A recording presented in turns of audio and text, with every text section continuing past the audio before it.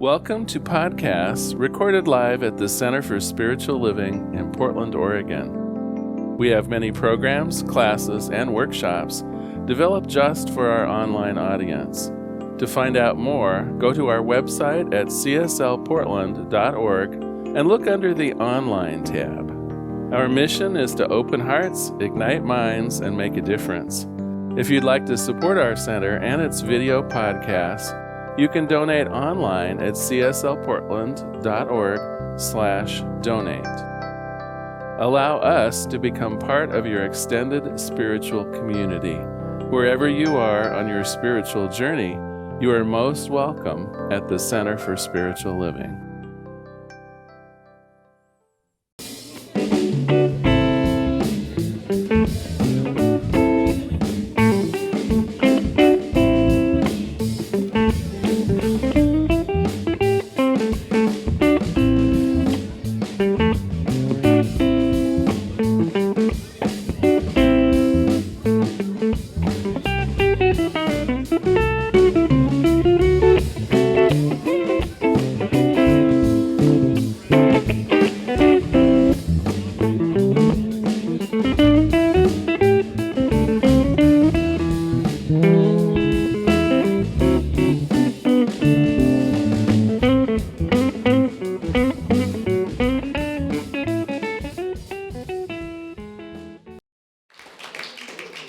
Good morning, and welcome to the Portland Center for Spiritual Living and to our Sunday celebration service.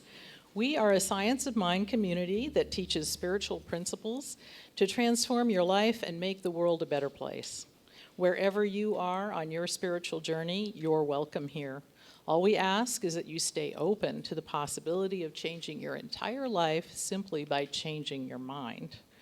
My name is Sandy Liebold, and I serve as one of the licensed practitioners here for the center, and it's my honor to welcome you here this morning. If you're new to the center and you're here in person, there are welcome packets available on the table right where you came in. I hope you got one. If you didn't, please get one before you leave. It has information about who we are, what we stand for, and how we might serve you. And it also has a Science of Mind magazine copy, so you can dig into that at your leisure. For our global audience that's out there on Facebook Live, I invite you to find out about us more by looking at our website, which is cslportland.org. Under the About Us tab, you'll find a lot of information about who we are, what we stand for, and how we might serve you. There's also plenty of information on there about activities at the center as well. Everyone is invited to visit our website, and one of the things that you can do there is sign up for 3 different subscriptions via email. One is the weekly email listing of our events and services. The second is a free program called 365 Earnest Homes. In this, you'll receive a daily Earnest Homes affirmation sent directly to your email inbox. And these feature lovely background pictures and reflective material that's put together by our very own Reverend Larry. It's a nice thing to find in your inbox amidst all that other stuff you don't want to see in your inbox every morning. So brighten up your inbox. Also, you can enter your birthday to receive an e-card and special gift on your birthday. So those are 3 things you can sign up for on our website. This morning, I'd like to highlight a few announcements. Our Sunday service is here in person at the center and on Facebook Live at 11 o'clock. And, of course, our services are also presented later in the week on YouTube and via podcast. The podcast is something you can find through links on our website. Also, we have a weekly Wednesday night meditation on the Zoom at 7 p.m. Pacific Daylight Time. This week, practitioner Kate Barrett is leading the meditation with the theme Loving Kindness for the Earth and All Life. So that sounds like a great opportunity midweek to focus on kindness, love, and the earth. Each Friday, we also on Zoom have the Lunch with Reverend Larry. And this will be this Friday at 11:30 a.m. Pacific Time. Lunch is, of course, optional and virtual. We also have online Zoom groups for our Social Justice Book Club and our 12-step program for women, and those are both facilitated by licensed practitioner Nancy Ashley. So I'm so glad you joined us today, particularly those of you who are here in the sanctuary. You can stay. If you are a member, you can. We have the annual business meeting today, and members can vote on a slate of board candidates. We'll also present a full financial report and a program update. So for those of us here in the sanctuary, it's upstairs at the center, and it's also on Zoom. You can get the Zoom link on the front page of our website. So if you're listening, participating virtually, you can also participate virtually in the annual meeting. We have a variety of spring classes and workshops that are open for registration, and there's details in your packet as well as online, but I'd like to ask Nancy Ashley now to come up and talk about a particular one. Thank you and good morning. This is a workshop that's coming up next Saturday, 1 to 4, and it is amazing. I just want to really invite anybody and everybody to come in. It's based on the book that we found back in January that was called Brothers in the Beloved Community. And we all could use a beloved community. So what we're talking about, this is with licensed practitioner emerita Kate Barrett, who is a fabulous teacher and has written up the script that's just amazing, and I will be facilitating with her. But we're looking at social justice, at some Buddhist practices, and how to really get into unity and agape love, and then to spread it to everybody. So please consider joining us. It's a very low fee. In fact, I don't care if you pay or not, but we just really would like to spread this joy of the beloved community. It is such a wonderful concept. So hope to see you on Saturday at 1 o'clock. Thank you. Thank you, Nancy. You may have just blown the budget. No, I'm sorry.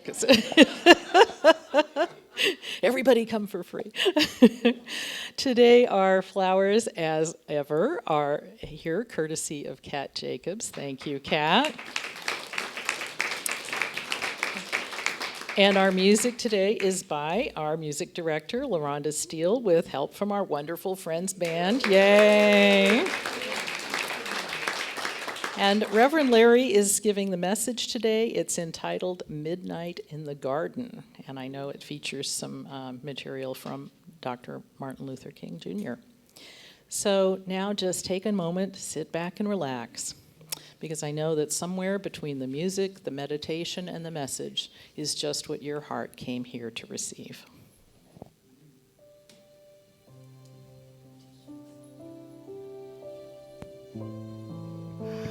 Let's breathe together and bring our awareness to right here, right now, as we enter our sacred time of meditation together.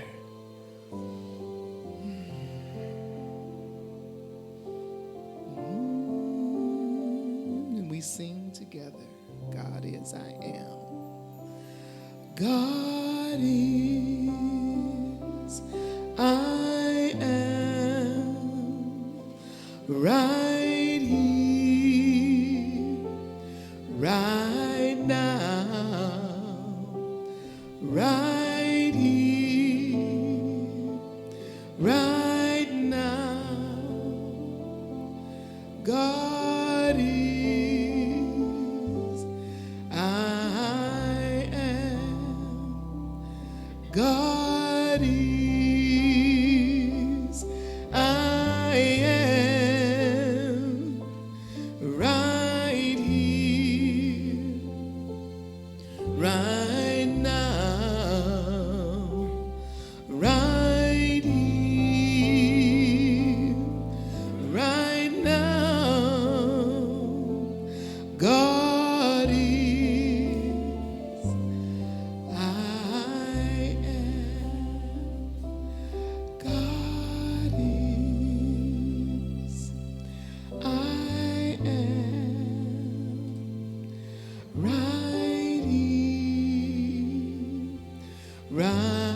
now, right here, right now, God is, I am.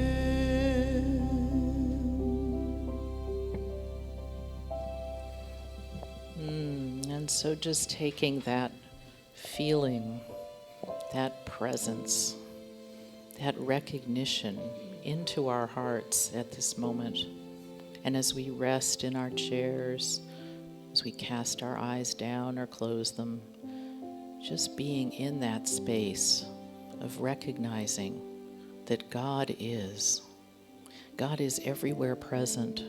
There is just one life, one love, one power, one presence, one infinite, divine love, guidance.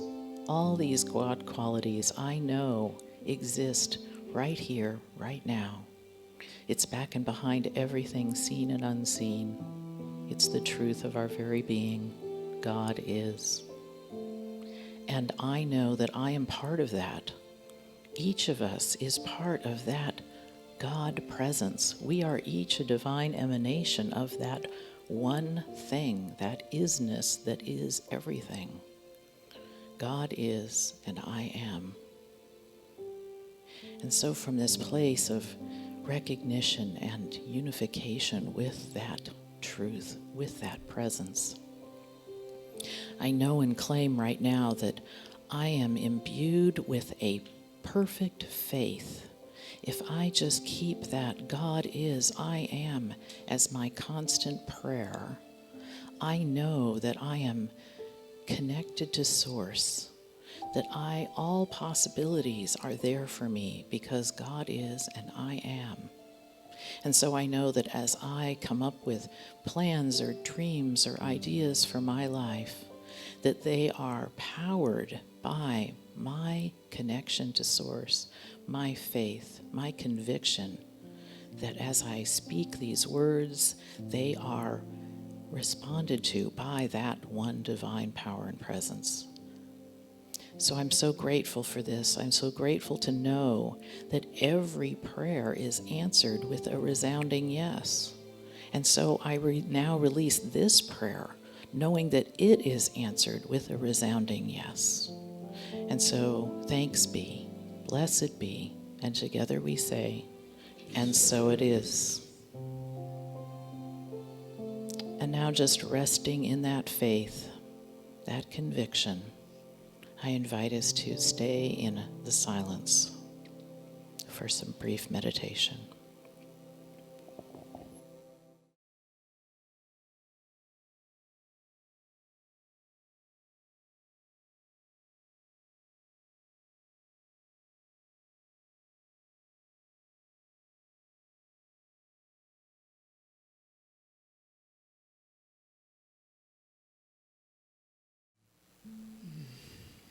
Welcome back from the silence.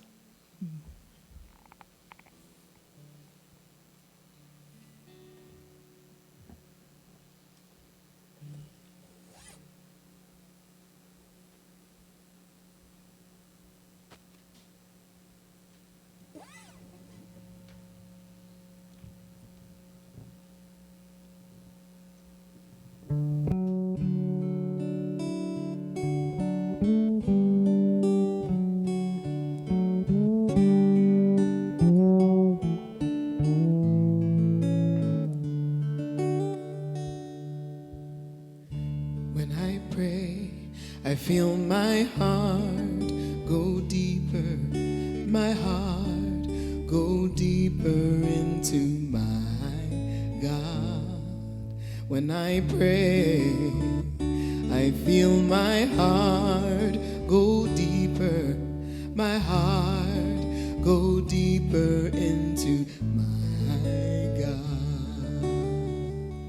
Right here, right now, right where I am, I pray. Right here, right now, right where I am, I pray.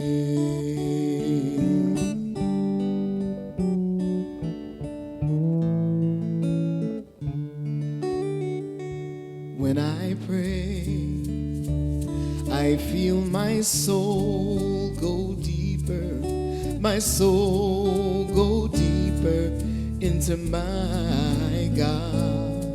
When I pray, I feel my soul go deeper, my soul go deeper into my God. Right here, right now, right where I am, I pray. Right here, right now, right where I am, I pray.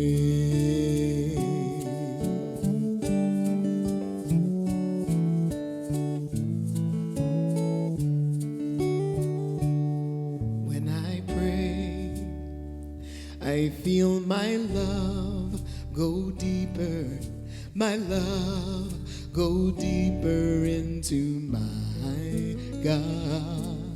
When I pray, I feel my love go deeper, my love go deeper into my God. Right here, right now, right where I am, I pray. Right here, right now, right where I am, I pray. Right here, right now, right where I am, I pray. Right here, right now, right where I am, I pray.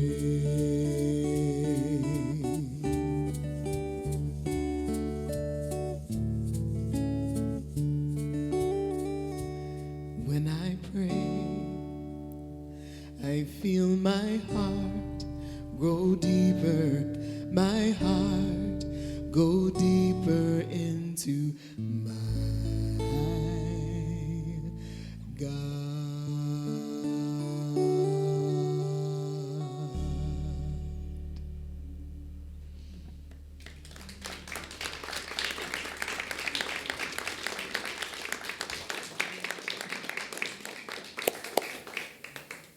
My gosh, that was so lovely. I forgot to breathe there for a minute. Whew. Thank you. Welcome, everyone. So glad you're here today. We're finishing up our work in Martin Luther King Jr.'s book, Strength to Love, which is a collection of some of his more famous sermons. And so, yes, you have a New Thought minister doing Baptist sermons. Who would have thought you'd come to hear that today?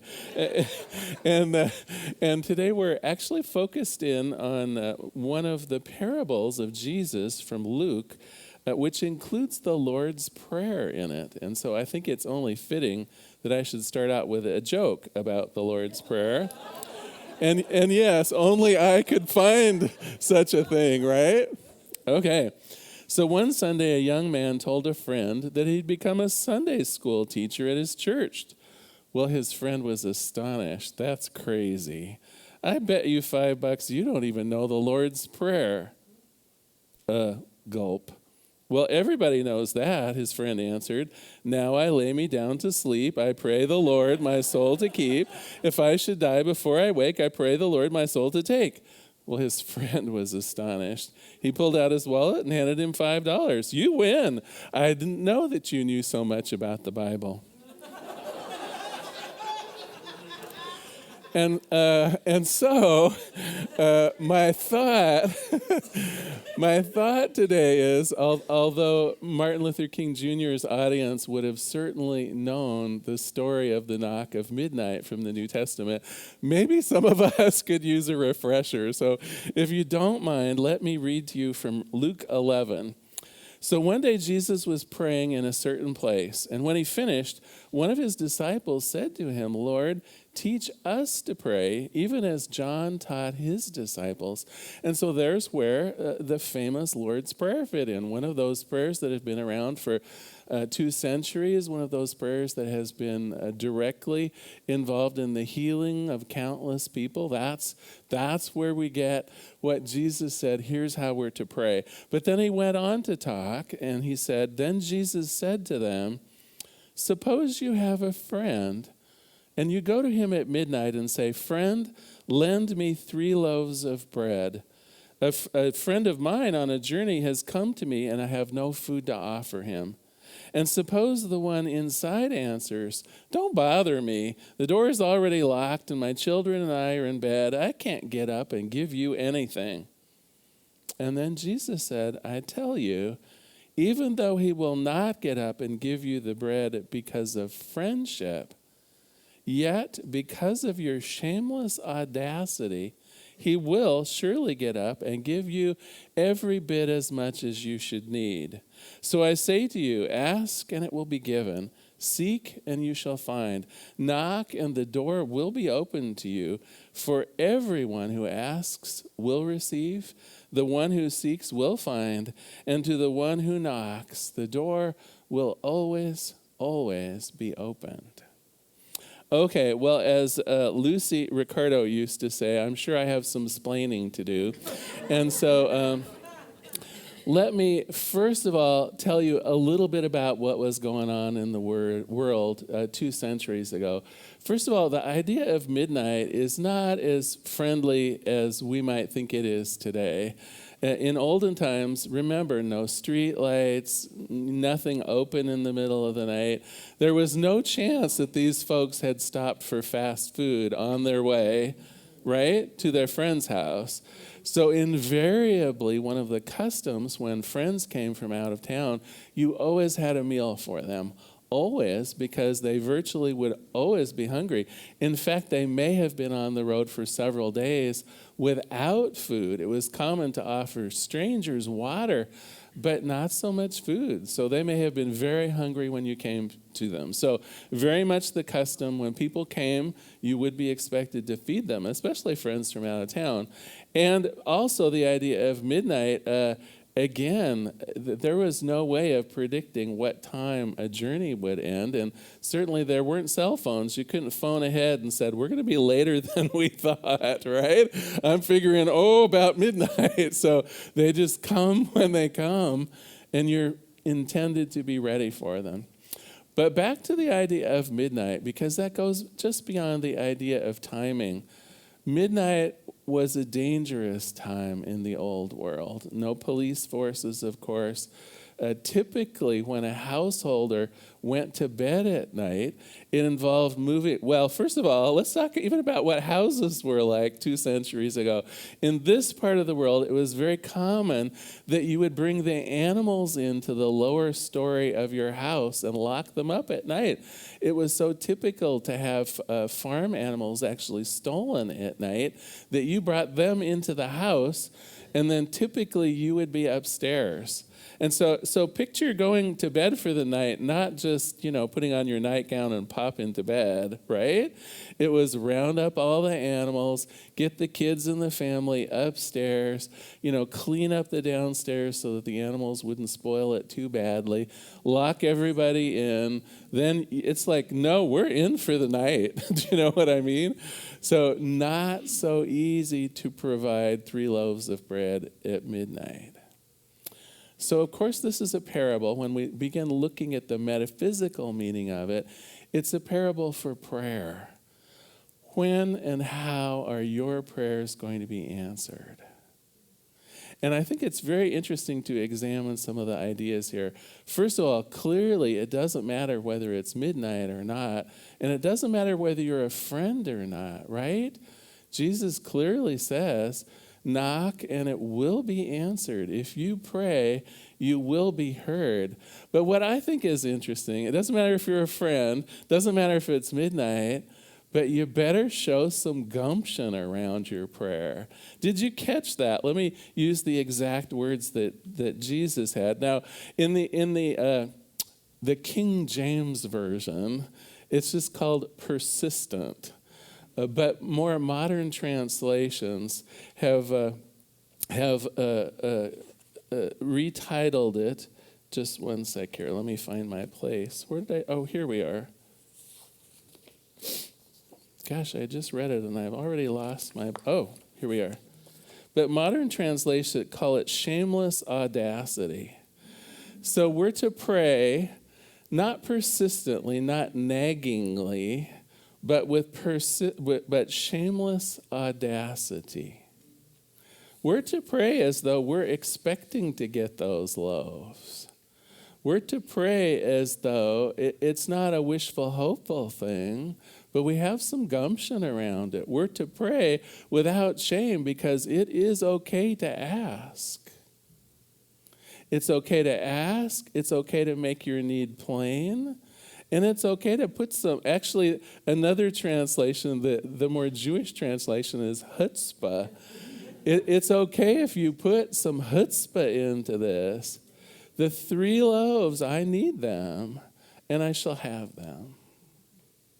And so our prayers are not a pleading thing. Jesus is saying if you want to be successful, claim you're good. Claim what you desire to have.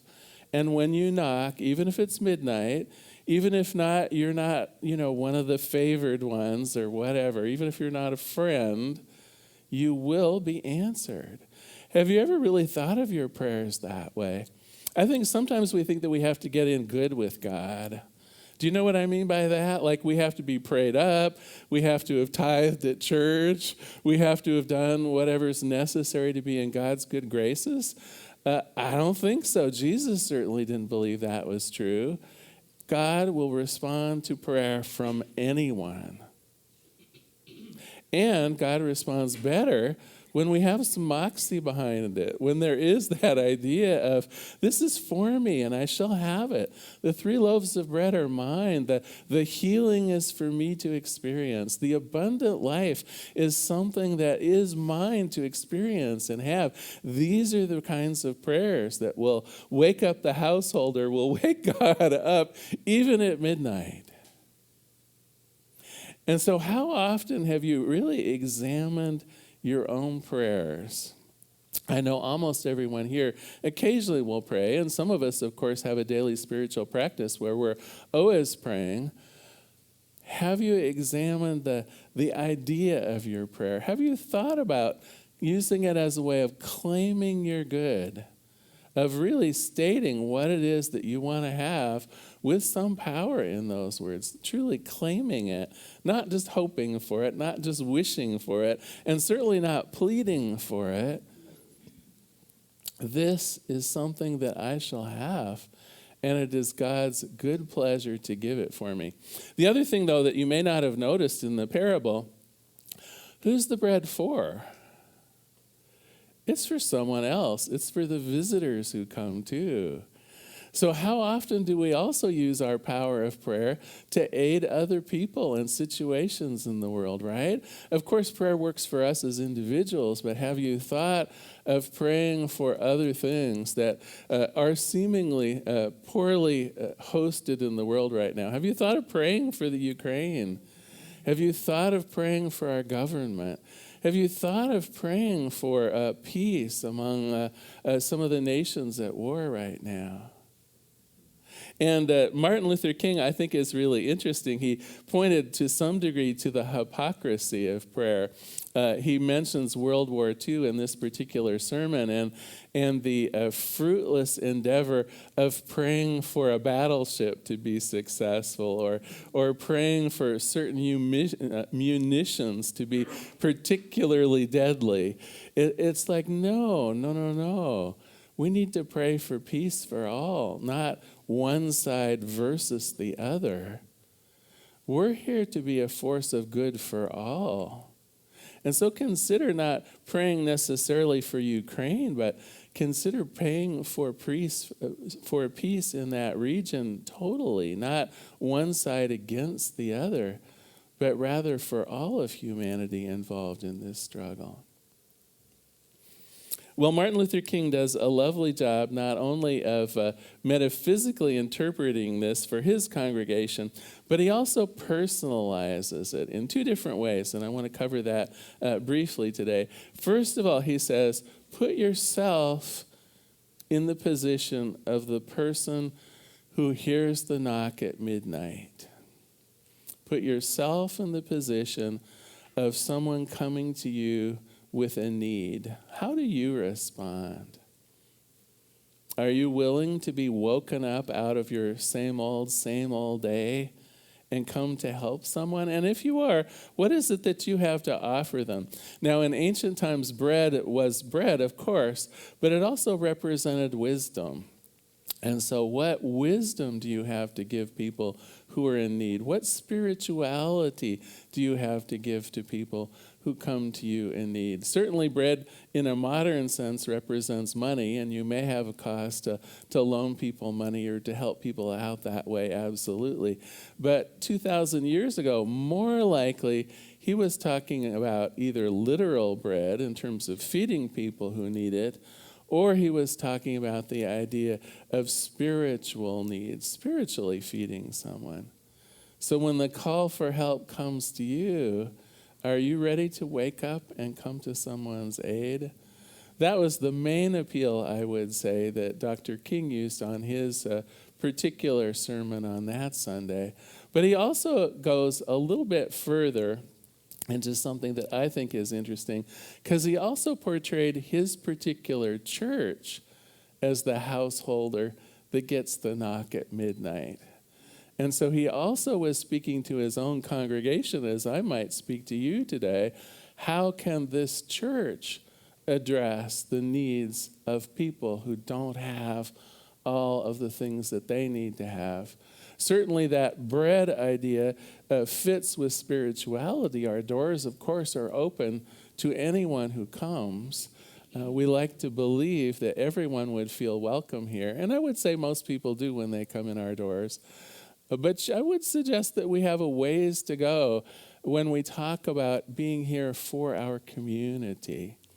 Might there be things that we could do that would reach out to people who literally need some food or who literally could use a helping hand? Spirituality, yes, but what about just plain old bread? And so in the same way that he, I wouldn't say that, well, I actually heard this talk too. It's available on YouTube. I would say he was chastising a little bit.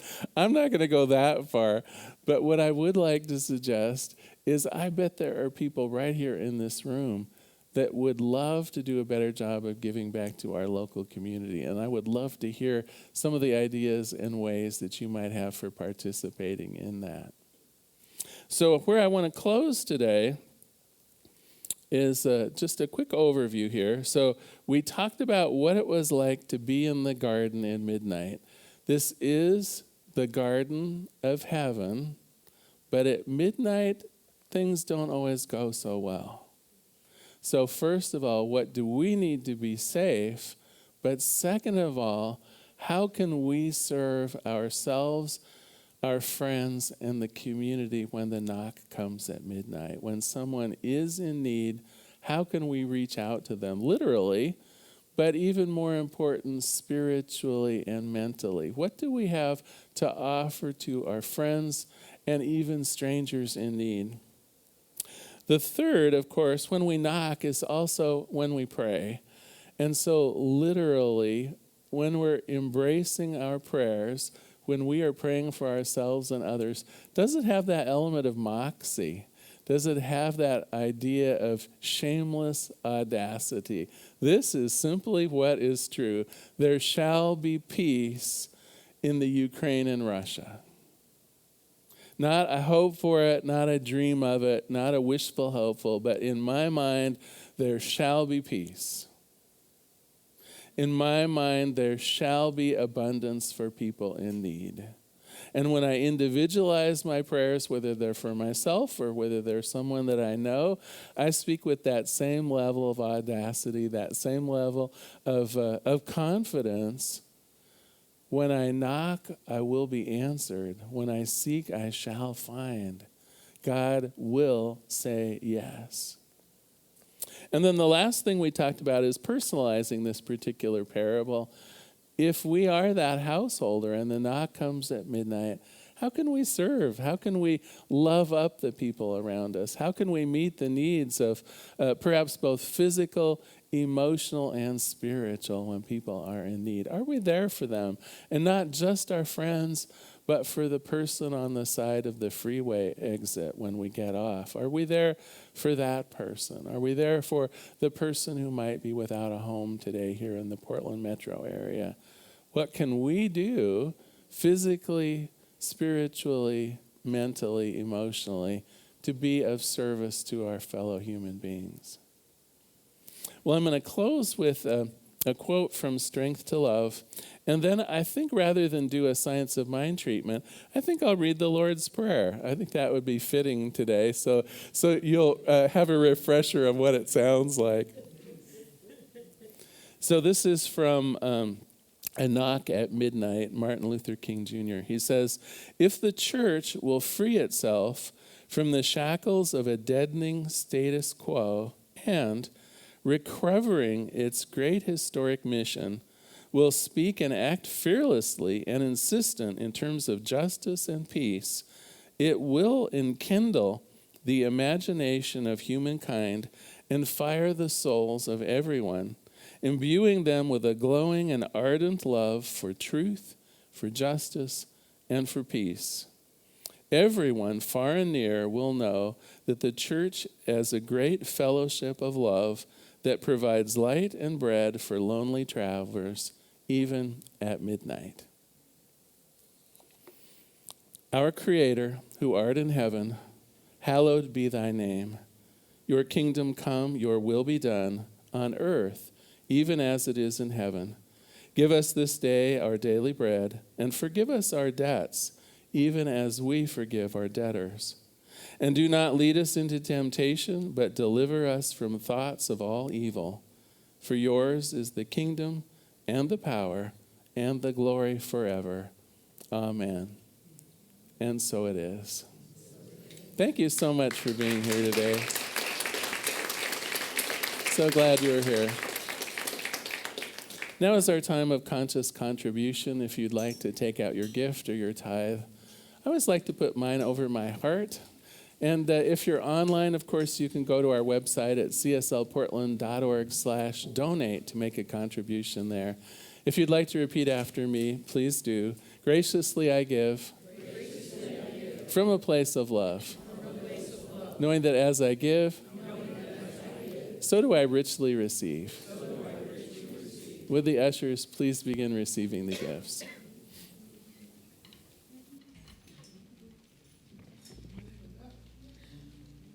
While you are giving and we are receiving, let's sing our our chant together. More than enough. All right. I believe those lyrics are in your programs too. More than enough. More than enough. More than enough. More than enough. More, much more. More than enough. More than enough. I have more than enough. I am more than enough. There is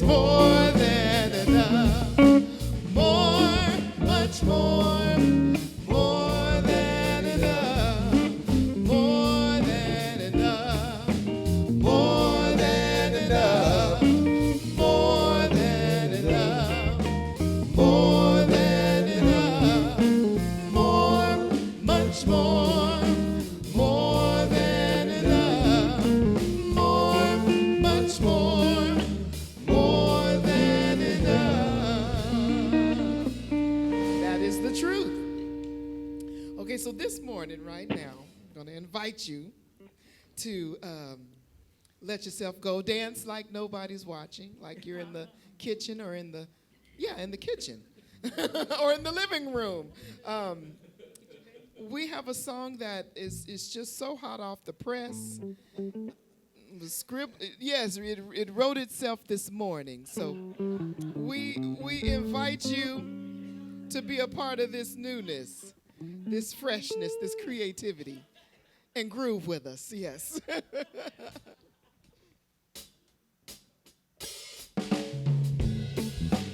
Ah, there it is. Come on, come on.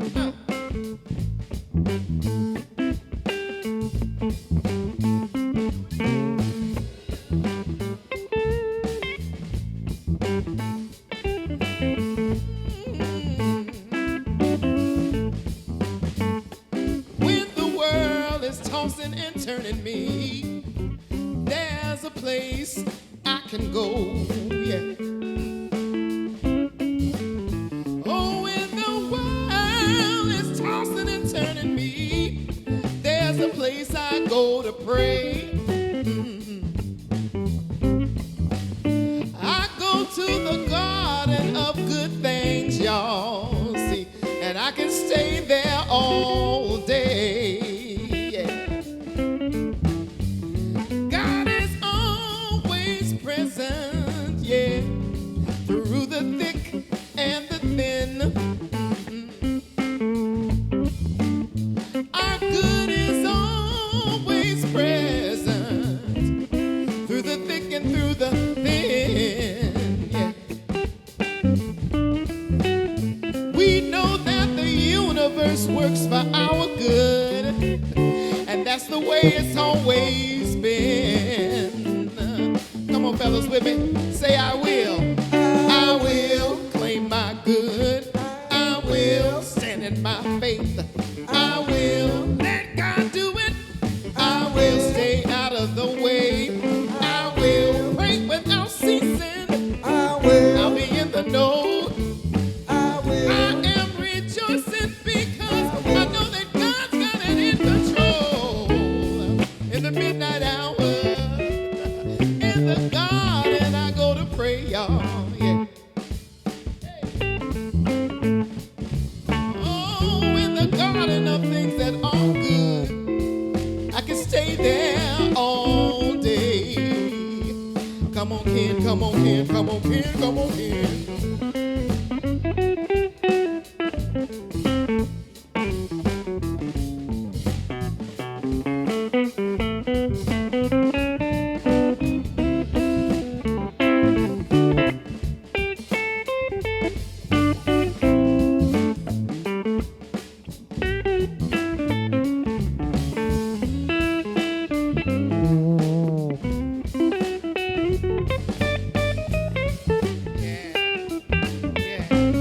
Y'all can say this, say, I will claim my good.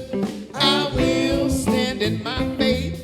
I'll let God do it. I'll get out of the way. I will be in the know. I'll pray without ceasing. I know that God's got it, and it's always working, yeah. In the midnight hour, I go to the garden of good things and I pray, yeah. Oh, it feels so good. I can pray and stay there all day, yeah.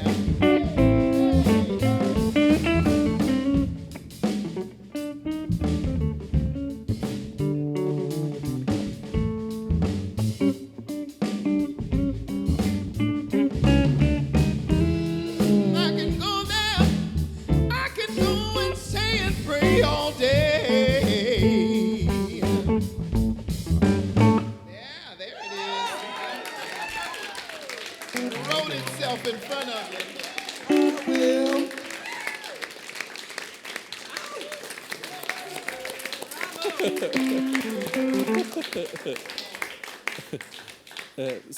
So can I tell them how fresh that song is? Yes. Well, yeah, when I came here this morning, she was upstairs and I'm being busy doing minister stuff. And I said, LaRhonda, what you up to? And she said, kind of finishing a song. I think it's finished. Thank you, Friends Band.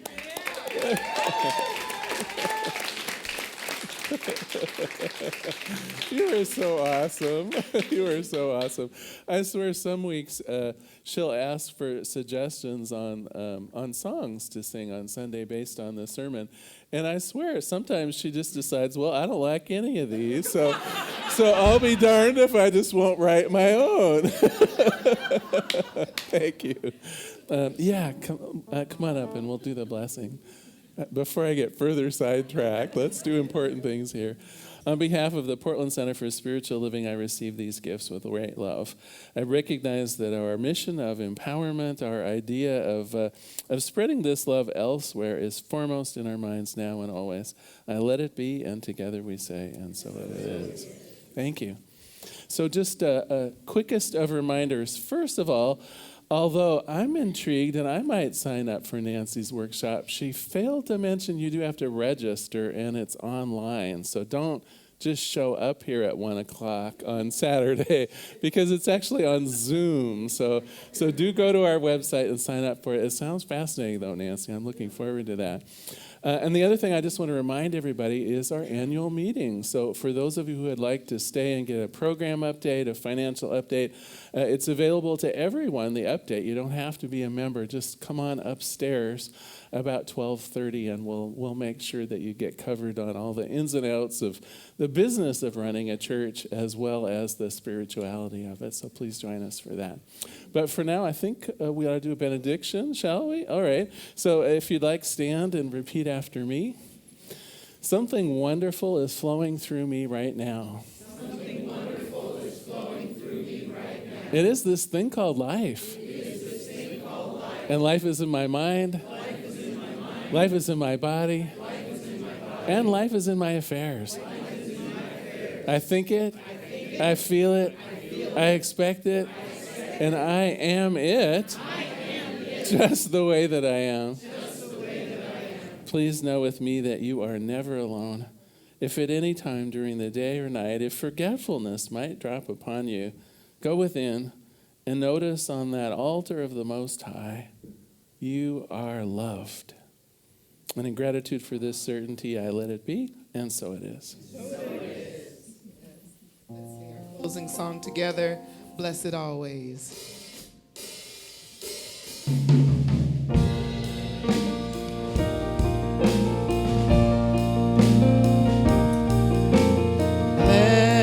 Blessed always,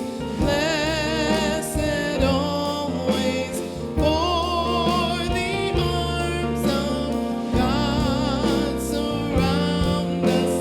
Let our joy be so triumphant that we rest in God and say Amen. Blessed always, for the arms of God surround us.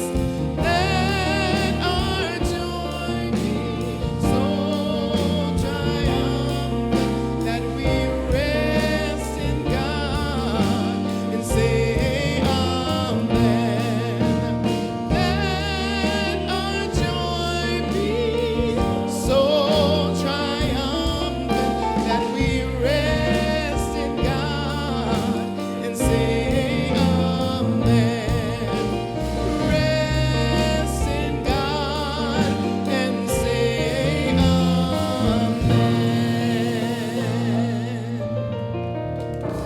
Bless you.